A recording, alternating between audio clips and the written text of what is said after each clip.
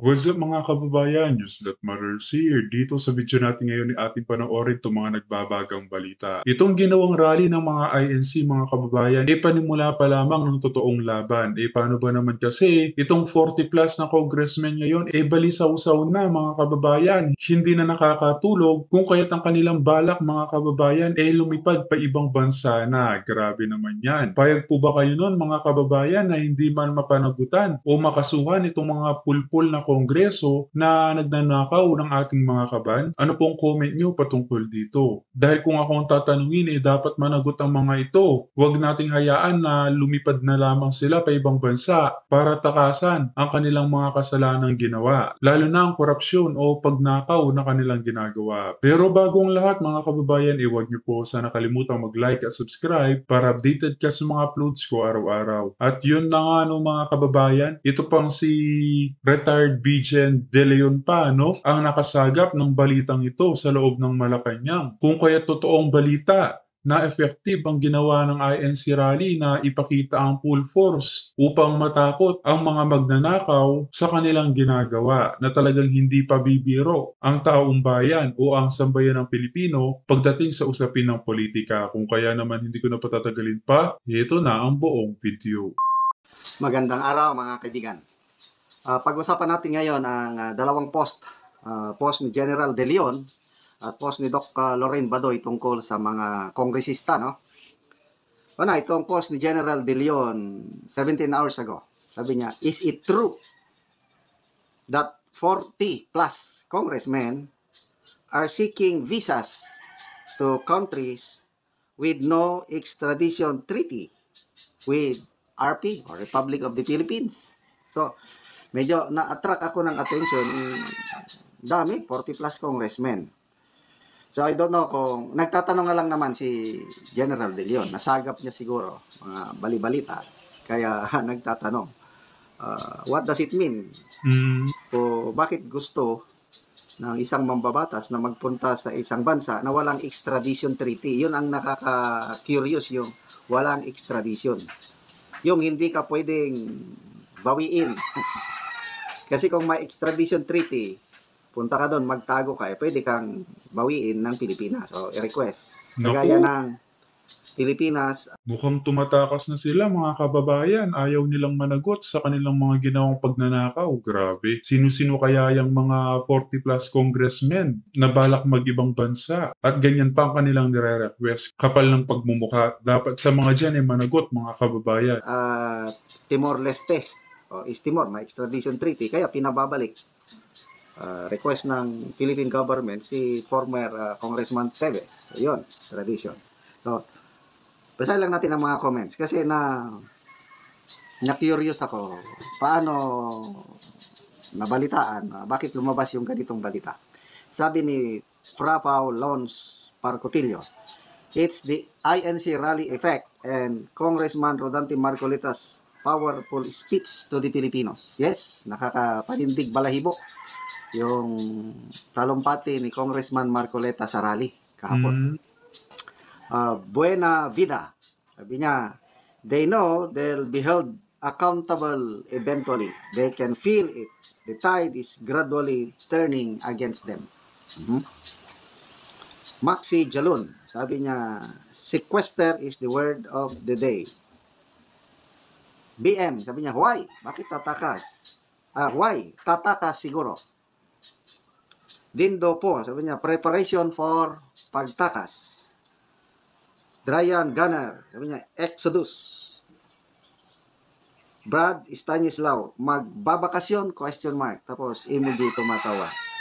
So, ayan, marami pang mga Punta tayo sa post naman ni Doc Lorraine Badoy. Sabi niya, ang tanong, sarap kaya tulog ng mga abusadong power trippers ng Quadcom ngayong gabi matapos iwas-iwas ni Marcoleta?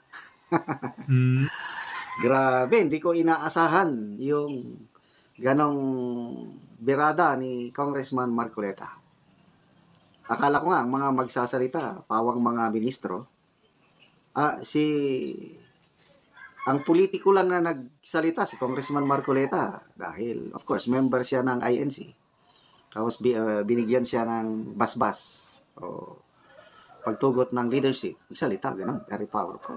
Abe, nakakapanindig balahibo yung dinidepensahan niya ang mga Duterte against sa Quadcom, sa ano. So, makita mo ang pagmamahal ng INC sa mga Duterte. Sa 2028, ito na, palatandaan na sino ang i-endorso ng INC. Okay, so, basa tayo ng mga comments. Si Jan, sabi niya, merese sila. Don de la Santa, malamang hanggang sa panaginip nila nakikita si Congressman Marcoleta na kumakain ng masarap na hopya at di na nila kayang agawin pa. Yan, yung pinag-initan ng mga kongresista, yung hopya na kinakain ni Congressman Marcoleta. Grace Casinillo Rada, sana nga at di na nagising pa. Nit Sigura, Dok, mga ganid na yan. Rosel Navales, saan makita yung talk ni Marcoleta ka? Hindi niya napanood. Teng Daily, baka binabali sausaw na Dok, hirap matulog pag ganon. Malalim na Tagalog, binabali sausaw. Cottage Uy, sabi niya, ang tatapang nila sa Quadcom. They should learn from this rally. This is simply the beginning. A strong message to those people in power that people are far from naive and that people's patience is not endless. Yun na nga. Grabe, yung sobra 1.5 million nag-ipon sa Quirino Grandstand. Plus yung 13 other locations, another 1 million kung isoma total mo. So, sobra 2 million. That's a very strong political statement sa mga tao na, yes, yung powers that be. Dapat alalahanin nila na ang kapangyarihan nang gagaling sa mga tao. At ito na. Kaya kapag hindi pa nanalo yung si Congressman Marcoleta ng INC, malaking gulo yan. Ibig sabihin, may dayaang nangyayari. Grabe. Ewan ko na lang talaga kung hindi pa tayo mag-angklas nun, mga kababayan. Eleksyon na naman this year. So, sana ang ating mga mambabatas pag-isipang maigi yung mensahe ng INC Peace Rally. Dapat itigil na lang yung hidwaan sa politika. Magkaisa na lang muna at tutukan ang mga problema sa bansa. Lalo na itong presyo ng bilihin. Grabe. Alos lahat. Ay, sila siguro. Mga nasa gobyerno, mga mambabatas ba, baliwala yung pagtaas ng presyo. Kasi marami silang hawak na pundo. Paano yung ordinaryong Pilipino? Ngayong uupo si President Trump, tataas ang value ng dollar, lalakas ang dollar, hihina ang piso, sigurado ang inflation, pagtaas ng presyo, aasahan pa yan, kawawa ang Pilipino. Kaya ito ang dapat pagtutukan ng mga opisyal natin sa gobyerno. Kaya nga kung titignan ninyo, kaya naggalit ang tao kasi binaboy yung konstitusyon. Now, kaming mga FGF, ang taong bayan na naniniwala sa amin, we will implement the constitution.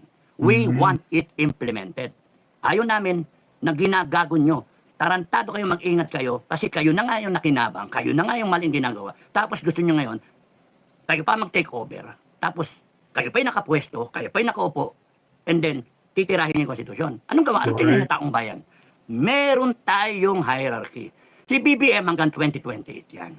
Hanggang hindi siya tinatanggal ng taong bayan, presidente yan hanggang 2028. Si BP Sara, vice president yan.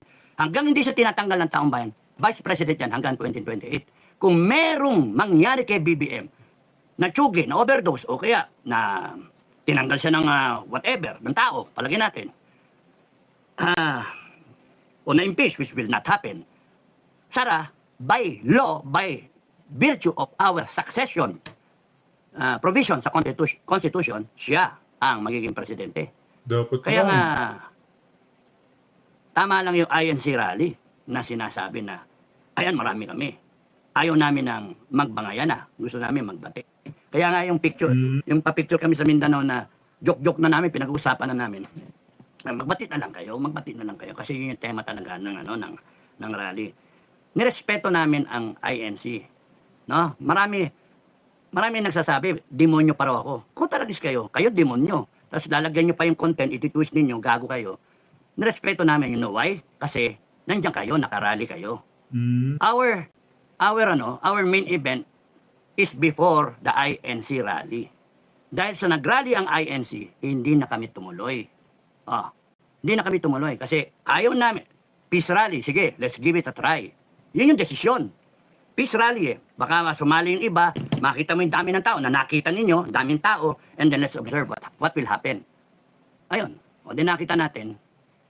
So, meron bang nangyari na hindi tama? Kanya-kanyang pananaw na yan. Sinabi ko sa inyo, kahit anong intindihin ninyong gawin, yung private, need to know basis.